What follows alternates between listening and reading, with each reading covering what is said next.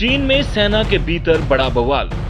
2 पूर्व रक्षा मंत्रियों को मौत की सजा। भ्रष्टाचार पर शी जिनपिंग का सबसे बड़ा एक्शन। चीन की पीपुल्स लिबरेशन आर्मी के भीतर भ्रष्टाचार को लेकर बड़ा खुलासा सामने आया है।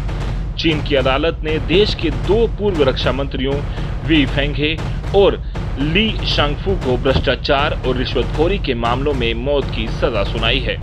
हालांकि दोनों को 2 साल की राहत यानी डेथ सेंटेंस में 2 साल की राहत दी गई है, जिसका अर्थ है कि यदि वह 2 वर्षों तक जेल में कोई गंभीर उल्लंघन नहीं करते तो उनकी सजा को उम्र कैद में बदला जा सकता है। ये फैसला चीन में राष्ट्रपति शी जिनपिंग द्वारा चलाए जा रहे सबसे बड़े एंटी करप्शन अभियान के बीच आया है। माना जा रहा है कि ये कार्रवाई केवल भ्रष्टाचार के खिलाफ नहीं बल्कि सेना पर शी जिनपिंग की पकड़ और मजबूत करने की रणनीति का हिस्सा भी है। क्या है आरोप? चीनी सरकारी मीडिया और अदालत से जुड़ी रिपोर्ट्स के अनुसार दोनों पूर्व रक्षा मंत्रियों ने अपने प्रभाव और पद का दुरुपयोग करते हुए सैन्य नियुक्तियों, रक्षा उपकरण खरीद और मिसाइल परियोजनाओं में भारी रिश्वत ली। रिपोर्ट्स में दावा किया गया है कि सेना में प्रमोशन और पोस्टिंग के बदले करोड़ों डॉलर के लेन देन हुए। रक्षा ठेकों और हथियार खरीद में अनियमितताएं पाई गई हैं। कई संवेदनशील सैन्य परियोजनाओं में भ्रष्टाचार के कारण चीन की रक्षा व्यवस्था पर भी सवाल खड़े हुए। ली शांगफू पर रिश्वत लेने के साथ रिश्वत देने के भी आरोप साबित हुए हैं। चीनी जांच एजेंसियों का कहना है कि इस भ्रष्टाचार ने राष्ट्रीय सुरक्षा और सेना की विश्वसनीयता को नुकसान पहुंचाया है।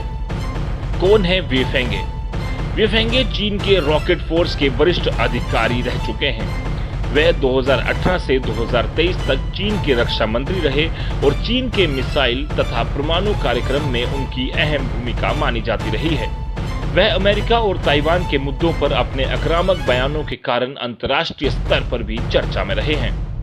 दक्षिण चीन सागर और ताइवान विवाद पर उन्होंने कई बार पश्चिमी देशों को खुली चुनौती दी थी। ली शांगफू अचानक क्यों गायब हुए थे? ली शांगफू को मार्च 2023 में रक्षा मंत्री बनाया गया था, लेकिन कुछ ही महीनों बाद वह अचानक सार्वजनिक कार्यक्रमों में गायब हो गए। उनकी अनुपस्थिति ने दुनिया भर में अटकलों को जन्म दिया। बाद में चीन सरकार ने उन्हें पद से हटा दिया। अब सामने आया है कि उस दौरान उनके खिलाफ भ्रष्टाचार की गुप्त जांच चल रही थी। ली शांगफू पहले चीन के हथियार विकास विभाग से जुड़े थे और उन पर रक्षा खरीद में बड़े स्तर पर भ्रष्टाचार करने के आरोप लगे। पीएलए रॉकेट फोर्स पर क्यों उठ रहे सवाल? दोनों पूर्व रक्षा मंत्री चीन की अत्यंत संवेदनशील पीएलए रॉकेट फोर्स से जुड़े रहे हैं। यह यूनिट चीन के परमाणु हथियारों और लंबी दूरी की मिसाइलों की जिम्मेदारी संभालती है। पिछले 2 वर्षों में इस यूनिट के कई वरिष्ठ अधिकारियों को हटाया गया, गिरफ्तार किया गया या जांच के दायरे में लाया गया।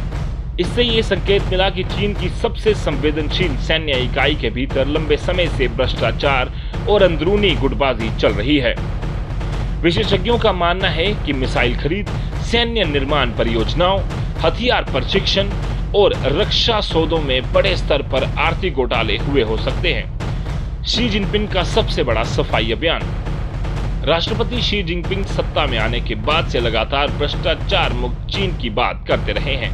उनके कार्यालय में हजारों अधिकारियों, सैन्य अफसरों और कम्युनिस्ट पार्टी नेताओं पर कार्रवाई हुई है।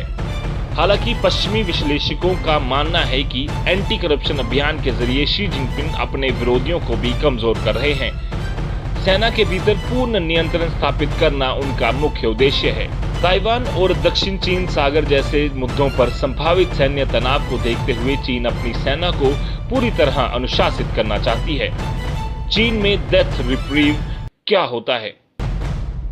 चीन की न्याय व्यवस्था में death sentence with 2 year reprieve एक विशेष सजा मानी जाती है। इसमें आरोपियों को तुरंत फांसी नहीं दी जाती। यदि दोषी 2 वर्ष तक जेल में अच्छा व्यवहार करता है तो सजा को उम्र कैद में बदला जा सकता है, लेकिन गंभीर आर्थिक अपराधों और राष्ट्रीय सुरक्षा मामलों में पेरोल की संभावना बेहद कम होती है। यानी तकनीकी रूप से मौत की सजा सुनाई गई है, लेकिन व्यवहारिक रूप से दोनों नेताओं को पूरी जिंदगी जेल में बितानी पड़ सकती है। अंतर्राष्ट्रीय स्तर पर क्यों महत्वपूर्ण है ये मामला? ये मामला इसलिए भी बेहद अहम माना जाता है क्योंकि चीन की सैन्य व्यवस्था की आंतरिक कमजोरी उजागर हुई है।